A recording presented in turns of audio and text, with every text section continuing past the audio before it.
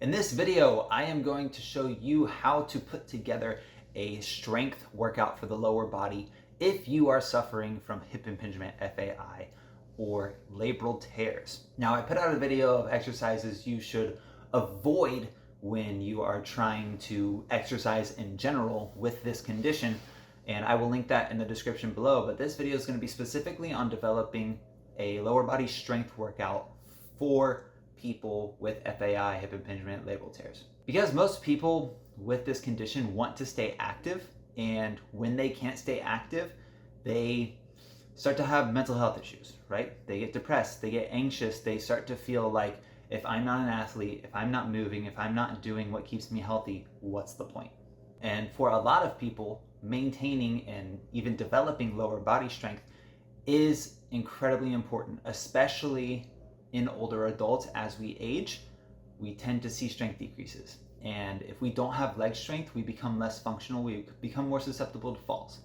So there's kind of two perspectives we're looking at here, right? We have right here and now. I want to stay active, stay healthy, and honestly, maybe build some muscle in the legs, build some strength in the legs, because I like the way it makes me look, or I like the way it makes me feel. But we're also preventing a decline in function, a decline in strength moving into the future. So if that sounds like you, this is the perfect video for you. So there's going to be more general guidelines in this video than strict rules. And the reason for that is some people like lifting free weights. Some people like using machines. Some people like to do calisthenics. Personally, I've done all of those. Right now, I'm focusing a little more on calisthenics because I like it. I'm super introverted. I can do it at home. I don't have to go to a gym and go around people. And every once in a while, I'll throw in some exercises with the dumbbells, but I typically stick to calisthenics because I really like skill-based strength. But again, these general guidelines can be applied to pretty much any strength training modality. So in general, there are 5 things you want to remember to ensure that we aren't increasing the symptoms of hip pain and pinching while we are trying to build strength in the lower body. First one, pretty simple.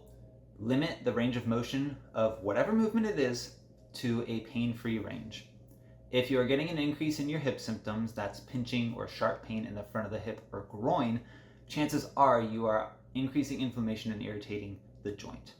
The next guideline is going to be replacing painful exercises with non-painful exercises. So you've tried to limit the range of motion of a certain exercise and it's just like irritating your hips. You need to find a different exercise that will allow you to train the same muscles without having the pain.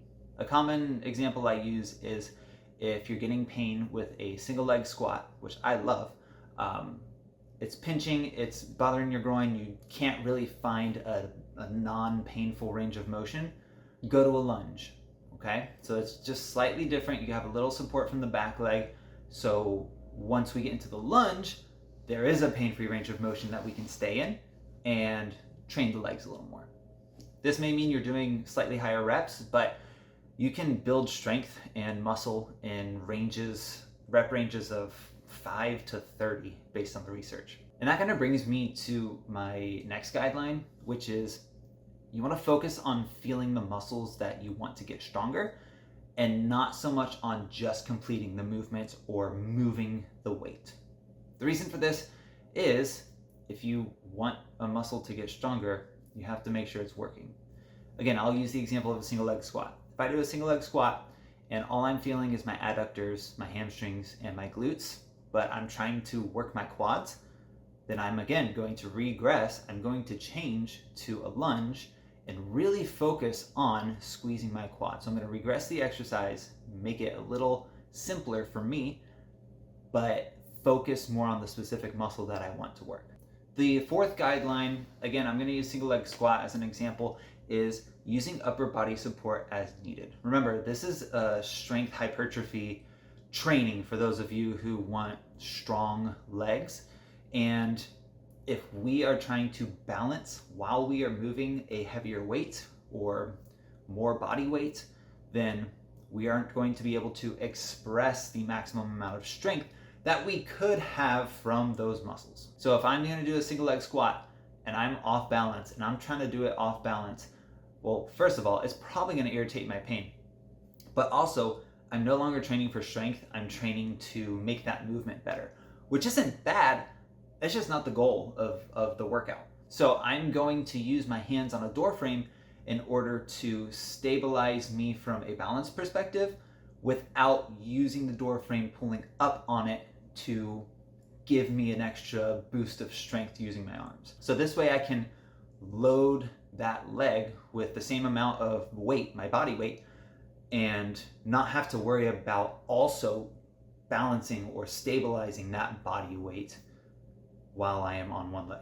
And the last and probably most important guideline is make sure you feel really confident in the exercise that you're doing. If I start to do a one leg squat and I take my foot off the ground and I immediately feel my hip is not doing great, is pinching, something's going on in here, something's a little irritated, I don't feel confident with that movement, I'm going to regress, I'm going to decrease the load, I'm going to do something so that I can still train that movement, but I'm not getting those symptoms, right? And that may change day to day. You may have to make day-to-day changes. So for instance, if yesterday, man, I did single leg squats, I felt really good. 2 days later, it's like, oh yeah, I have been sitting a lot and I haven't really been doing my therapeutic exercise program. Check out Pain to Perform, FAI, and Labral tears. But I haven't been doing my therapeutic exercises and my hip is just like, I'm starting to feel something. I'm not confident. I'm going to back off, do a simpler variation, decrease the load so that I can still strength train those muscles without having to worry about it irritating my symptoms. Remember, if something feels sketchy, if an exercise feels sketchy, it probably is. So how are we going to structure and pick exercises for our lower body strength workout? I like to start out with an isometric exercise, really focusing on feeling the muscle that is squeezing, really connecting to that muscle.